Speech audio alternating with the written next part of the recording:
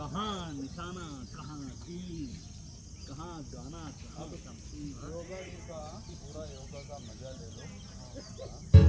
तो भाई मैं आज का वीडियो थोड़ा सा डाल दूँ कि इंटरटेनमेंट भी हो जाए, टाइम पास भी हो जाए। बढ़िया है कि दोस्तों के साथ मॉर्निंग पे कैसे कब क्या हरकत करेंगे, किस तरह का इंटरटेनमेंट के साथ में कैसे कैसे एक्सरसाइज करते रहेंगे और अच्छा टाइम पास करें। तो दोस्त कैसे अपने आप में सुबह जल्दी उठ जाते हैं और टाइम से कैसे कैसे चलते हैं, तो इसके बारे में मैं साथ साथ बताता रहता हूँ कि मैं एक्टिविटी इमोशनल पॉजिटिव नोट्स इसमें बारे में बताता हूँ जो कि आपस में रोजाना शेयर करते रहते हैं। तो मॉर्निंग मीटिंग में ऐसा होता है कि शारीरिक मानसिक समय का प्रबंधन आत्मिक उन्नति के लिए होता है। इसमें सबसे पहले जो फिजिकल से रिलेटेड पी शब्द आता है, ये शारीरिक स्वास्थ्य है। तो इसमें हम बोलेंगे चलो आज शरीर से दोस्ती करें, थोड़ा पसीना बहाएं और दिन को जोश से शुरू करें। योग और वॉक, रनिंग या एक्सरसाइज रोजाना। तो दूसरा बात बता दूं इंटेलिजेंट, तो बौद्धिक विकास, ये पेज पढ़ो, एक विचार सोचो। दिमाग को सुबह चाय की जरूरत होती है, किताब, पॉडकास्ट, न्यूज का साथ, रोज एक सीख। टी बोलते हैं तो टी लेटर का आई का इंटेलिजेंट बता दिया। टी का मतलब हो गया टाइम, टाइम का मतलब जो समय का प्रबंधन। जो सुबह का वक्त पहचान गया, सुबह का वक्त पहचान गया, वही जीवन में आगे बढ़ेगा। टू डू लिस्ट बनाओ, प्राथमिक तय करो। इनर आई पे मतलब इनर स्पिरिचुअल, आंतरिक शांति, भीतर की आवाज सुनो, वही तुम्हारी सबसे सच्ची साथी है। मेडिटेशन, प्रार्थना, आत्मचिंतन, दिन की शुरुआत अपने अंदर से करो। तो मैंने बोला PDITI के चारों शब्दों को विश्लेषण करके आराम से समझाया है। इसको अपना जीवन में अपनाओ। पी का मतलब तो पहला फिजिकल बता दिया, आई का मतलब है जो बौद्धिक विकास होता है, फिजिकल मतलब शारीरिक स्वास्थ्य हो गया, डी का मतलब टाइम मतलब समय का बदलाव हो गया, आई का मतलब इनर स्पिरिचुअल मतलब आंतरिक आत्मा की शांति। जब ये तीनों चारों चीजें मिले तो एक्टिविटी का मकसद पूरा हो जाता है। तो मैं दोस्तों के लिए स्पेशल लाइन लिखता हूँ, बताता हूँ। PT करो, फिट रहो, साथ चलो, सफलता की राह पर बढ़ो। एक साथ चलेंगे तो थकेंगे नहीं, सीखेंगे और चमकेंगे। सच्चे दोस्त वही जो सुबह उठने में भी साथ दें। तो आप ऐसी चीज़ों के बारे में विशेष कर यदि ध्यान रहते हो तो कैसे कैसे आप इसके बारे में ध्यान दोगे।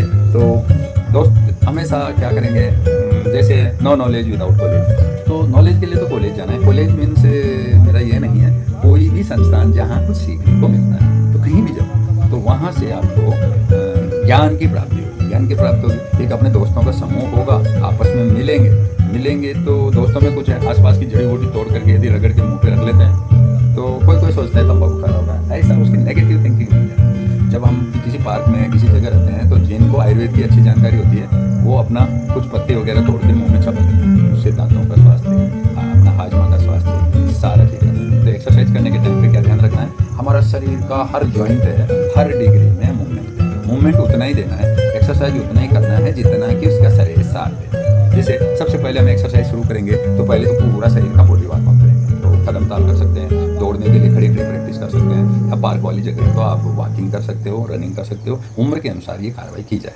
तो ये एक बार जैसे बॉडी वार्म अप हो जाता है, पसीना चमकने लग गया, शरीर में पसीना आ गया, तो उसके बाद क्या करेंगे, हम सबसे पहले हमारे हाथों की एक्सरसाइज करेंगे। हाथों में कंधे के शोल्डर है उनको 360 डिग्री एक को घुमाएंगे 30-40 बार, फिर दोनों हाथों को घुमाएंगे, फिर उल्टा घुमाएंगे, फिर हाथों के जो पंजे हैं उस पंजे की एक्सरसाइज करेंगे, फिर जहाँ घड़ी बांधते हैं कलाई वहाँ की एक्सरसाइज करेंगे, कोहनी की एक्सरसाइज करेंगे। जब हाथों की एक्सरसाइज पूरी हो जाती है तो फिर गर्दन की एक्सरसाइज करेंगे। गर्दन के अंदर क्या है, 360 डिग्री में घुमाना, अप करना, डाउन करना, लेफ्ट करना, राइट करना। जब गर्दन की एक्सरसाइज पूरी हो जाती है उसके बाद एक बार आंखों की एक्सरसाइज करेंगे। आंखों की एक्सरसाइज करने के बाद सिर पे हल्का मसाज करेंगे। मसाज करने के बाद फिर हम कमर की एक्सरसाइज करेंगे। कमर की एक्सरसाइज करने के बाद घुटनों की एक्सरसाइज करेंगे, फिर पंजे की एक्सरसाइज करेंगे। जब पंजों की एक्सरसाइज करते हो तो पंजा जब हमारे से दूर करते हो तो सांस लेना होता है, जब नजदीक करते हो तो सांस निकालना पड़ता है। तो ऐसे हमारे डायरेक्शन में हमेशा जुड़े रहने के लिए आप जुड़े रहो और हमेशा हमारे से सलाह में रहो और हमारी वीडियो देखते हुए आप अपना भी एक्सरसाइज करो। तो चलते हैं जी, अपना काम करते हैं।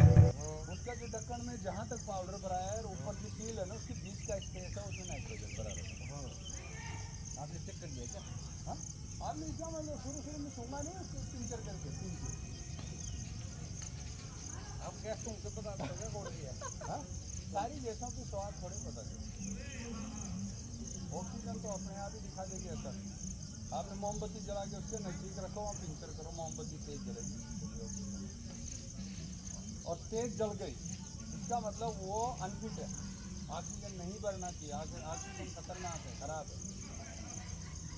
जो खाने पीने की चीज़ का उत्पाद पैकिंग किया उसके अंदर ऑक्सीजन है तो वो खराब है। भाई सुनो, इसको जो बैक कैनल लेबोरेटरी में होंगे, हमसे बहुत ज़्यादा 8-8 साल जो है पढ़ कर लिख करके जो है ना वो बैठे होंगे, तो हमारे से कुछ ज़्यादा ही मालूम। बाबा रामदेव जो आटा चक्की का आटा बेच रहा है ना, वो बेच रहा है 70-80 रुपये किलो चाट, और 300 रुपये किलो तक का भी। तो बोलता है हमारी जो चक्की है ना, उसके जो पार्ट है ना तीसरे हैं, उसको ऊपर का ढक्कन और उसकी बॉडी में पूरे एसी के पाइप लपेटे हुए हैं, और वो फुल जो ये आरओ वाले जो चिल्लर मोड में से जो पानी का पाइप निकालते हैं ना चिल्लर मशीन से, तो वो सिर्फ पानी घुसता है और बाहर निकलता है, और 10 सेकेंड के अंदर ही उसका टेम्परेचर 4 डिग्री पे ले आता है जो पानी निकलता है। वो तो नया पुराना मिक्स हो करके टेम्परेचर अच्छा बनता है पीने लायक, तो बिल्कुल ठंडा निकलता है। तो वो जो चिल्लर निकालने के लिए ठंडा कर रहा है वही है। अभी मोबाइल का यहीं पे बारिश की वजह से शॉकेज कर दिया जाता है। करने दो। नहीं, वाटर प्रूफ के चक्कर मत रहो, ये फोल्डेबल वाला है ना।